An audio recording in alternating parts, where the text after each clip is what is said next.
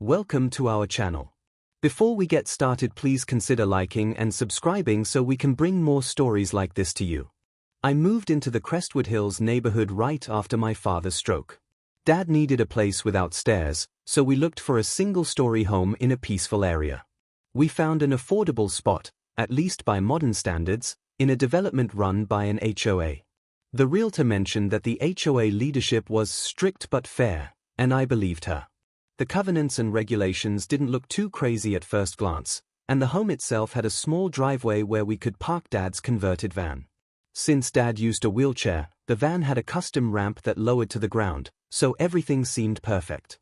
But from the day we moved in, I sensed friction.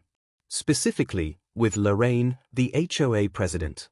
She was a tall woman with an ever-present scowl, the type of person who forced a smile when neighbors greeted her. She showed up the morning after our first night, rapping on our door at 7:15 a.m. sharp. "Good morning," she said, though she sounded anything but friendly. "I'm Lorraine, the head of our homeowners association.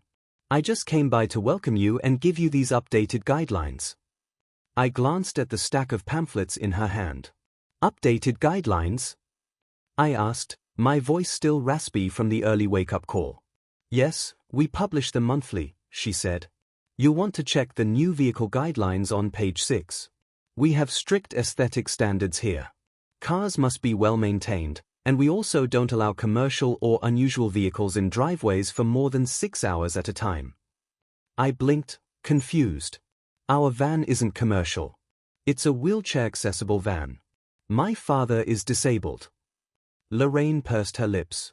"I understand that, but the side ramp is not standard, and we have had issues with the appearance of vehicles in the past. You'll need to make sure it's parked inside your garage overnight, so it doesn't upset the neighborhood feel." I told her I'd read through the pamphlet, but there was no way we could store the van in the garage. With Dad's limited mobility, we needed that side access for him to get in and out safely.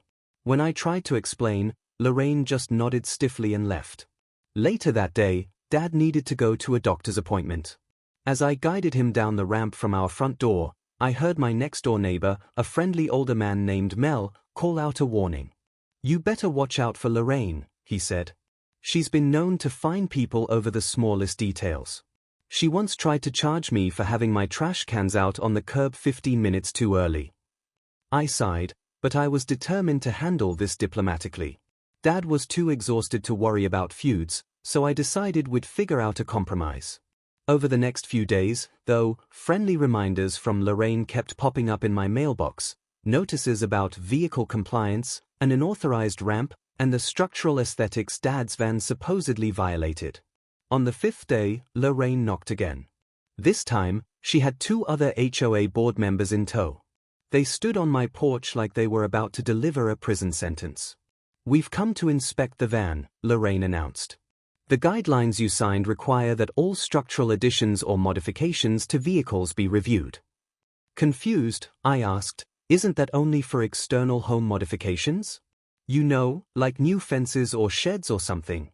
I didn't read anything about having to get HOA approval for a ramp inside a vehicle. Lorraine's lips tightened. "Our guidelines are broader than you might think. Any unusual structure or extension visible from the road must be approved." They wanted me to open the van, so I did. The 2 board members peered inside, snapping photos of the seat lift mechanism and the ramp. Dad sat inside, blankly staring at them. I could see frustration and embarrassment in his eyes. "We'll have to review this at our next meeting," said Lorraine, her voice dripping with condescension, "but I can't guarantee the board will approve such a conspicuous modification. It sets a precedent." I was speechless. It felt like I'd stepped into a bizarre realm where the convenience of a disabled senior was overshadowed by some petty aesthetic code. I tried to stay calm, arguing wouldn't help. But my anger was simmering. They left, and that night I filed a formal request for an accommodation under the Americans with Disabilities Act, ADA. It seemed absurd that I needed to do so, but I hoped it would speed up the approval process. Meanwhile, Dad worried that the HOA would retaliate. I reassured him that, logically, nobody in their right mind would refuse a legally recognized disability accommodation. Except, apparently, Lorraine was more stubborn than most people. Over the next week, I started getting daily warnings. Remove your van from the driveway or face fines, one letter read. Another demanded I cease the unauthorized modifications. It was all so ridiculous that I actually spoke to a lawyer friend, Marissa, who specialized in civil rights cases. She told me to document everything. And so, while I tried to keep Dad's spirits up, I gathered screenshots, took pictures of the notices, and saved every one of Lorraine's letters. A small part of me hoped this would blow over, but something about Lorraine's demeanor told me it wouldn't. She seemed determined to make an example of us. One evening, Dad and I returned from a therapy session to find a neon sticker plastered on the van's windshield. It said, "Parking violation, vehicle subject to tow in 48 hours." My heart sank. I knew we were on a collision course with the HOA from that point forward. The moment I saw that neon sticker, I dialed Lorraine's number. I needed an explanation. When she finally answered, all I got was, "It's an eyesore, Chris. You've had ample warning." Then she hung up. I paced back and forth in the driveway, furious. My father sat in the passenger seat, exhausted from his physical therapy, staring at me for answers. His body may have been weaker than before, but his mind was sharp, and I knew this entire situation made him feel like a burden. I had to do something. I decided to visit the HOA's next open meeting, which was scheduled for the following evening. Marissa, my lawyer friend, insisted on coming with me. We arrived at the community center, an unremarkable room with a folding table where Lorraine and 3 other board members were seated. A handful of residents sat in plastic chairs, some flipping through the printed agenda. When my turn to speak came, I requested a formal variance to keep the adapted van in the driveway. My father is disabled, I explained, and he needs this van to get around. The ramp is not unusual, it's necessary. Under the ADA, I'm requesting that you accommodate us. Lorraine nodded gravely, as though she were hearing this for the first time. We appreciate your concern, she said in a practiced, icy tone. But we also have to consider the visual standards of Crestwood Hills. We've had multiple complaints from neighbors that your van and ramp alter the community's uniformity. I glared around the room, but I only saw a few blank faces. No one openly admitted to complaining. The ADA trumps your uniformity rules, Marissa cut in, her voice firm. You're required by federal law to accommodate a disabled resident's needs. It is not optional.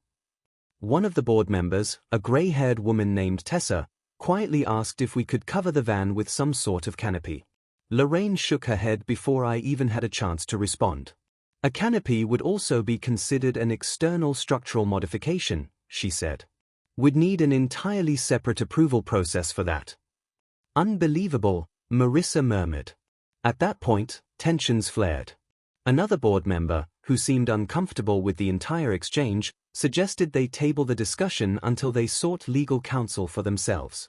Lorraine quickly put it to a vote. 3 hands went up in favor of delaying a decision, only Tessa kept her hand down, looking conflicted. The meeting abruptly ended, and the motion to postpone any ruling carried. Outside the community center, Lorraine stopped me. I understand your father's situation, she said, but you have to realize I'm just doing my job. I have an obligation to maintain property values and community standards. I respect that, but there's a line, I snapped back, trying to keep my voice steady. And you're crossing it. She regarded me with a cool stare. We'll see what our legal counsel says. I got Dad home and tried not to worry, but the clock on the tow warning was ticking. Next day, I was at work when my phone buzzed with a call from my neighbor, Mel. Chris, you better get home, he said, panic in his voice. A tow truck's here. They're about to hook up your van. My heart felt like it dropped into my stomach. The HOA's next board meeting wasn't for another 2 weeks, and they were supposed to put any punitive actions on hold while they consulted their attorney, or so I thought. I frantically called Lorraine, but she didn't pick up. I sped home as fast as traffic allowed. When I pulled into my street, there was indeed a tow truck. A man in a jumpsuit was already securing the front wheels of Dad's van to the lift. Lorraine stood on the sidewalk, arms folded, an almost triumphant expression on her face. A police cruiser was parked nearby. 2 officers looked on impassively. I jumped out of my car and ran over. Stop! This is a disabled vehicle. It's not going anywhere. The officer stepped forward. Sir, we got a complaint from the HOA about an illegally parked vehicle. We're just here to keep the peace. Illegally parked? I spat. This is my driveway. How is that even illegal? Lorraine cleared her throat. Your driveway is part of the neighborhood's private property, subject to HOA regulations. We gave notice. 48 hours. This is day 3. You haven't moved it, so it's being towed. My jaw tightened. I pulled out my phone, ready to record a video. This is a violation of the ADA, I told the officer. I have all the documentation right here. I gestured at Dad's wheelchair, which was folded by the garage. He needs this van to get to his appointments. The tow truck driver, looking visibly uneasy, lowered the winch. He said softly to Lorraine, I didn't realize this was a wheelchair van. Maybe we should hold off. Lorraine didn't flinch. We have bylaws. You have an order. The officer sighed and looked at me.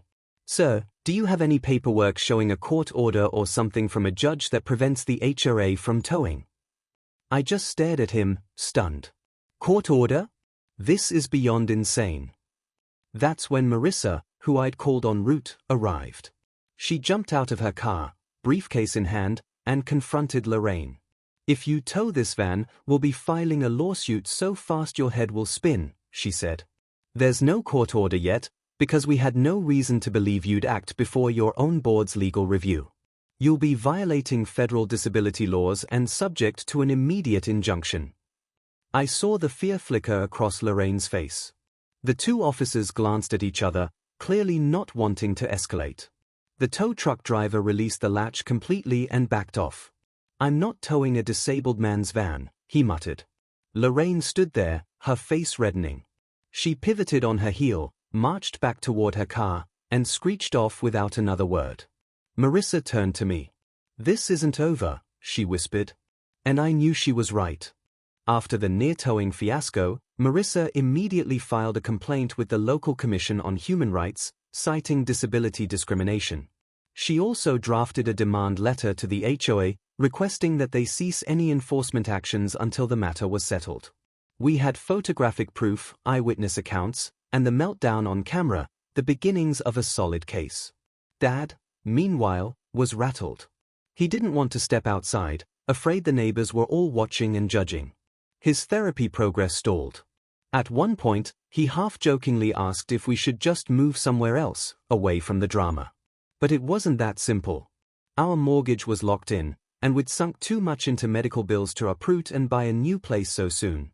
Not to mention, I felt outraged at the principle of it all. Why should we be forced out just because a controlling HOA president disliked the look of our disability van? A few days later, Lorraine and 2 other board members arrived at our front door again. But this time, they were accompanied by a man I didn't recognize. He introduced himself as Tony Lawson, an attorney representing the HOA. He handed me a letter, stating that while they respected our right to request an accommodation, they needed more documentation. Specifically, they wanted medical proof of Dad's disability and engineering certification that the van's ramp was safe. Marissa raised an eyebrow. We've already submitted proof of disability and the van's conversion certification. Are you now saying your HOA wants to personally review my client's father's medical records? Lorraine looked defiant. Tony Lawson, however, seemed more level-headed. He diplomatically insisted they just needed reassurances before they could permit a permanent exemption. It was nonsense, but we knew we had to tread carefully if we wanted to keep the peace while building our case. Within a week, Marissa set up a mediation session at the county courthouse, an informal attempt to resolve the dispute before it escalated into a full-blown lawsuit. We arrived with all our documents. Lorraine showed up in her usual power suit, flanked by Tony and Tessa. The mediator was a soft-spoken retired judge who quickly picked up on the tension. Marissa laid out the facts. Dad was a disabled senior citizen who used a wheelchair, and we had the right to keep an accessible van in our driveway. The HOA's refusal to grant an accommodation violated federal disability statutes. Lorraine, however, cited multiple sections of the Crestwood Hills bylaws about common aesthetic standards and vehicle guidelines, claiming she'd received numerous complaints from neighbors about the eyesore.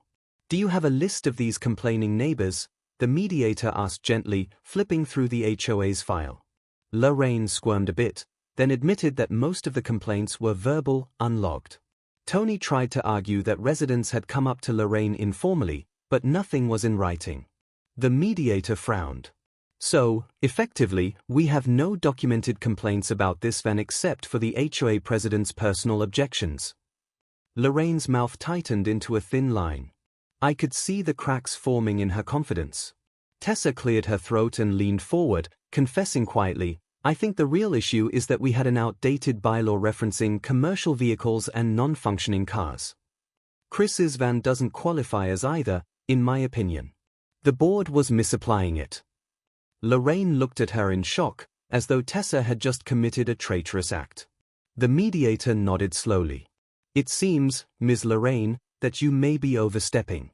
The ADA is pretty clear on allowing reasonable accommodations. Unless you can prove the van is causing some real hazard or nuisance, you might be in violation yourselves." Tony, sensing the tide turning, tried to propose a compromise. "What if we allow the van but request that it be parked at the far end of the driveway, so it's less visible from the street? Perhaps with the ramp retracted when not in use."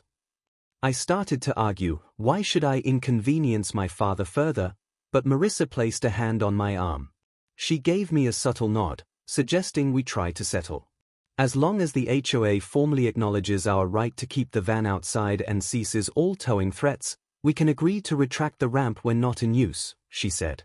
I knew Dad could manage pressing a button to fold it up, and if that small gesture appeased them, it might be the simplest way forward. Besides, if the HOA ever tried another stunt, we had all the evidence we needed. The mediator seemed pleased. Lorraine, on the other hand, looked like she'd swallowed something sour. She exchanged a glance with Tony, who nodded resignedly. Then she mumbled, "Fine," and the mediator put it in writing. We all signed the agreement, effectively ending the immediate dispute. I felt a surge of relief, but also a pang of lingering bitterness. The fact that we even had to do this was enraging. Still, Dad was thrilled when I told him we could keep the van exactly where it was, aside from retracted ramp guidelines. For a few weeks, life was calm again. Dad continued his therapy, and the van remained in the driveway. The letters and threats stopped coming. It looked like Lorraine had been forced to back down under legal pressure. But one afternoon, I got a call from Tessa. She sounded rattled. Apparently, Lorraine was going door to door, trying to garner support for removing me from the HOA altogether. She was telling neighbors I was abusive, and that my father's van was bringing down property values. Tessa warned me that Lorraine might be planning an official recall vote to eject us from the neighborhood, or at least levy a special assessment. It was petty, but it also felt ominous. Marissa advised me not to panic. "She can't unilaterally evict you," she assured me. "If she tries to fine you again or sabotage your property rights, that's retaliation for a protected activity. Courts hate that." Sure enough, 2 weeks later, I found a petition taped to my door. It demanded a special meeting to address non-compliant residents who degrade the neighborhood's visual harmony. Lorraine's signature was at the top. Only about 10 other signatures were below hers, and I recognized them as a small clique of her loyal supporters. It wasn't nearly enough to meet the HOA's required quorum. But the threat was there. I decided enough was enough. With Marissa's help, I filed for an injunction in the county court, accusing Lorraine and her allies of retaliatory practices and harassment. We had a stack of documents and the written settlement from mediation. By then, several neighbors who initially supported Lorraine backed off when they realized the potential legal mess. Meanwhile, Tessa and Mel gave us statements confirming Lorraine's intimidation tactics. That's how I ended up sitting in a courtroom on a sunny Tuesday, Dad waiting anxiously in the row behind me, as a judge called our case. Lorraine appeared with Tony, who seemed less confident than before. During the brief hearing, the judge looked over the evidence, the notices, the towing attempt, the petition, and the original settlement. She turned to Lorraine and asked bluntly, Were you aware that continuing to harass this family after a signed agreement could be considered retaliation? Lorraine stammered something about just following bylaws, but the judge cut her off. I see no compelling evidence of any ongoing violation by the homeowners. The ADA settlement stands, and your continued pursuit of them appears punitive. I'm granting the injunction. In that instant, Lorraine's entire posture deflated. The judge's order meant that she and the HOA board were prohibited from enforcing any further action regarding Dad's van, including fines, towing threats, or attempts to harass us about its presence. If they violated that injunction, they'd face contempt of court. Walking out of the courthouse, Dad squeezed my hand. He said quietly, "I'm proud of you, son." And that made it all worth it. From that day on, Lorraine mostly avoided eye contact. She'd pass by, ignoring us, while Dad's wheelchair-accessible van stayed exactly where we needed it, in plain view, ramp stored away when not in use. We heard rumors she faced a backlash from other residents, especially after they learned the details of the court hearing and the looming possibility of heavy legal fees or even a lawsuit that could have impacted everyone's HOA dues. In the end, we stayed in Crestwood Hills, and Dad's therapy continued uninterrupted. I'd like to say Lorraine learned her lesson or that we became a more inclusive neighborhood. But realistically, people like Lorraine rarely admit fault. At least now, she can't bully us, or anyone else, over petty aesthetic nonsense. And Dad has the dignity and security of knowing his home is truly his, without an overzealous HOA dictating every inch of his life. It took a lot of fight, but we stood our ground, and, if nothing else, we proved that a Karen in power doesn't always get the last word.